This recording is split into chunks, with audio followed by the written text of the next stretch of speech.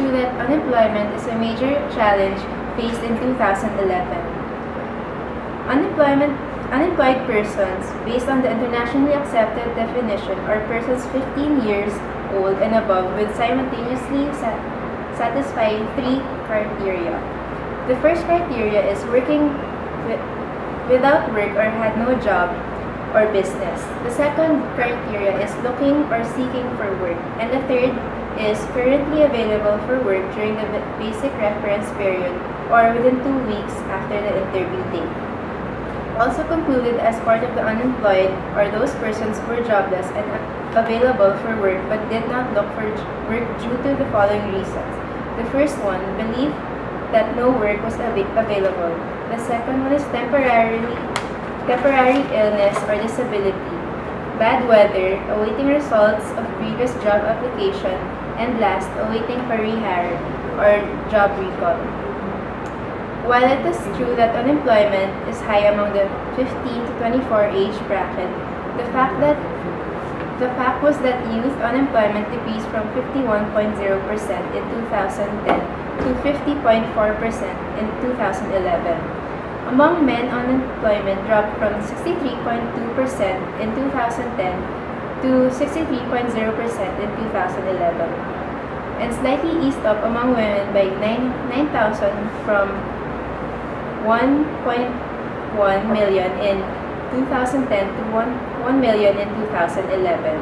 As in the survey of SWS on retrenched workers, the Dulles Bureau of Employment Statistics periodically monitors retrenched workers based on notices or terminations by employers as reported by the Dole regional offices.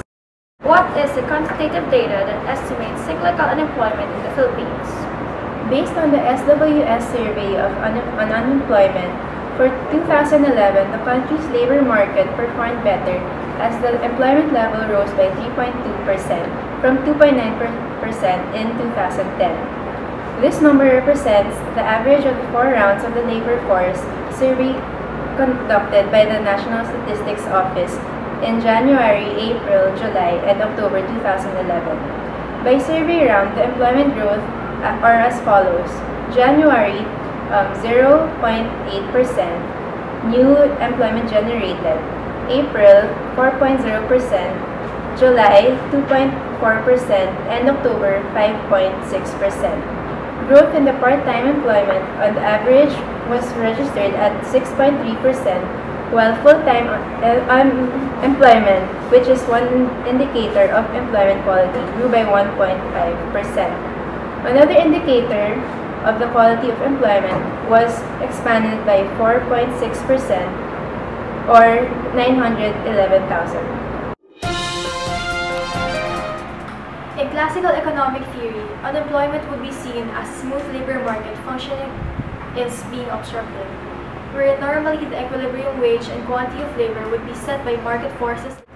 Workers supply labor while employers demand it. We assume that every unit of labor services is the same, and every worker in the market will get exactly the same wage. If employers are required to pay a minimum wage of W, that's above the equilibrium wage, this model predicts that they will hire fewer workers at an artificially high wage of W. Employers want to hire only LD workers, but at that wage, LC people want jobs. There's a situation of surplus. The market is, in this case, prevented from adjusting to equilibrium by legal restrictions on employers. Now, there are people who want a job at the going wage but can't find one. That is, they are unemployed. The economy might provide less than the optimal number of jobs they believe, because regulations on business reduce their growth, restricting growth and the demand for labor. The minimum employable age is 15 years old. Below this age, a child shall be employed only under the responsibility of his parents or guardian, as long as it won't interfere with his schooling. Between the ages of 15 and 18, the number of hours and periods of the day are determined by the Secretary of Labor and Employment. Below 18 years of age, their work must not be hazardous. Post-employment basically consists of certain reasons wherein an employer may fire or terminate his or her employee. Some of the cases would be misconduct or willful disobedience by the employee, habitual neglect of the employee to his or her duties, fraud, crime against the employer, and the like. When it comes to retirement, an employee may be retired upon reaching the retirement age of 60 and must not go above 65, which is established or made in the employee's contract. The employee is entitled to receive retirement benefits that he or she may have earned under the contract or agreement provided. This is Maagang Balita. I am Agnes. And I am Jamie. And thank you for tuning in.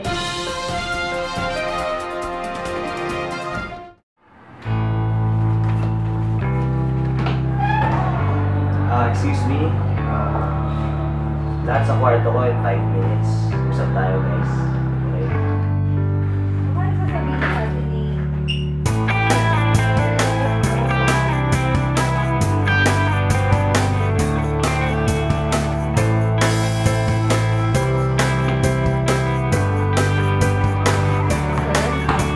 Pasok kayo, pasok kayo.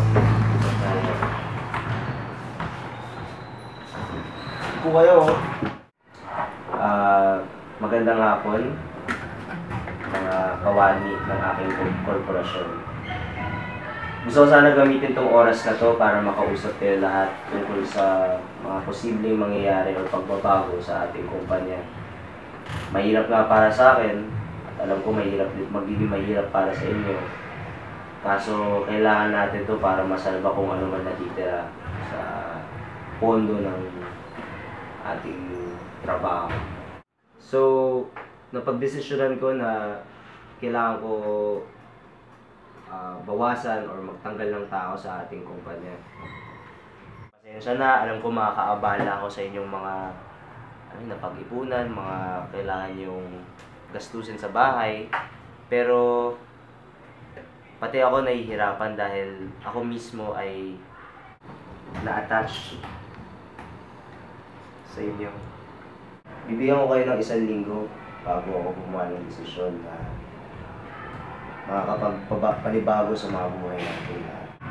So kung may tanong pa kayo, sabihin na ngayon. Walang tanong. Sige, tuloy natin yung trabaho. Tapos, 1 linggo ako sa amin. Okay? Sige. Bye-bye. So, ko lang makapag-usap. Oh, tungkol dyan sa bigla-bigla mong desisyon, pwede bang pag-isipan mo muna yan? Kasi madaming mga taong dito na dumedepende. I mean, may mga taong may pamilya na, di ba? Paano naman yung mga trabaho nila na dito na umaasa? Oo nga naman. Kasi, mahirap mag-desisyon para sa kumpanya. Yun yung natutunan ko dahil fresh grad lang ako. Wala pa akong experience sa ganyan. Masakit syempre na makita sarili mo, emotionally attached ka sa mga inaalagaan mong miyembro ng kumpanya mo. So, sana naiintindihan mo na mahirap rin para sa akin na pakawalan kayo. Bakit mo kailangan gawin yun? Kasi nga, napanood ko sa TV kanina, instead na positive yung growth rate, negative. Tapos, yung natutulot nun sa mga tauhan ng bayan natin is kawalan ng trabaho. Sige, ikaw bahala. Pag-isipan mo yan ng mabuti, kung hindi, marami ka na namang masasaktan.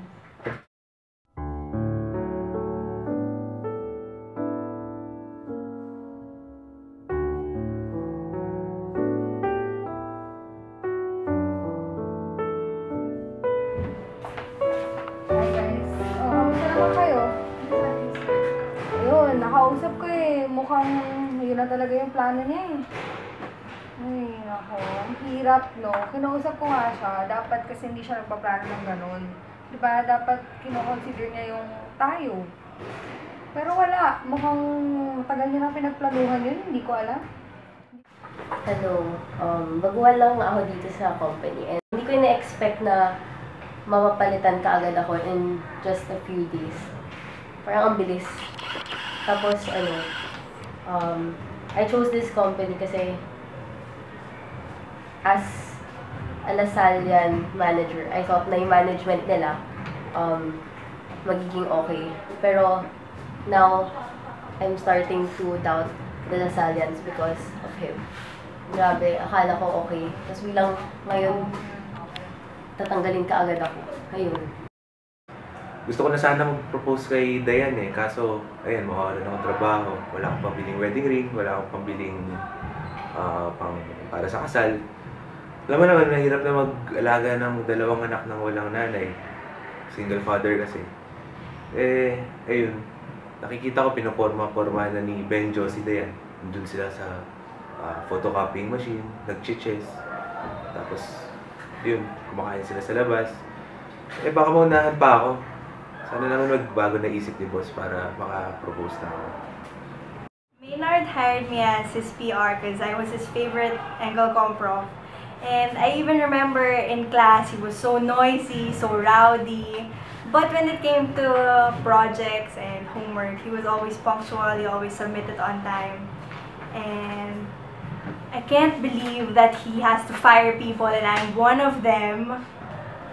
But I need this job because I need to send my grandchildren to a good school. I don't want them to end up in like a bad school or something. I really need this job, so I don't know why he wants to fire me. I'm his favorite, so I don't know.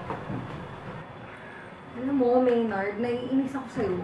Naiinis ako sa'yo, BFF. Kasi alam mo yun, best friends tayo, tapos ginaganito mo ko, ha? Tatanggalin mo ako sa pagiging secretary mo. Alam mo, ilang years tayong best friend. Alam mo yun, ilang years? 10 years? 15 years?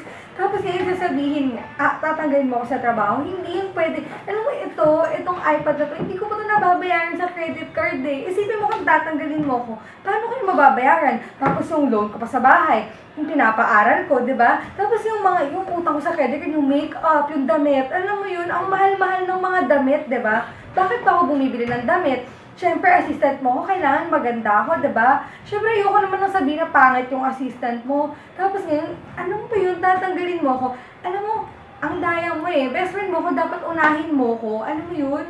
Ha? Tapos, alam mo, naalala ko nga nung high school tayo, 5 yung girlfriend mo sabay-sabay. Hindi ko yun sinasabi dahil best friend mo ko. Tapos ngayon, tatanggalin mo ko, hindi pwede. Susumbong kita sa nanay mo. Susumbong talaga kita.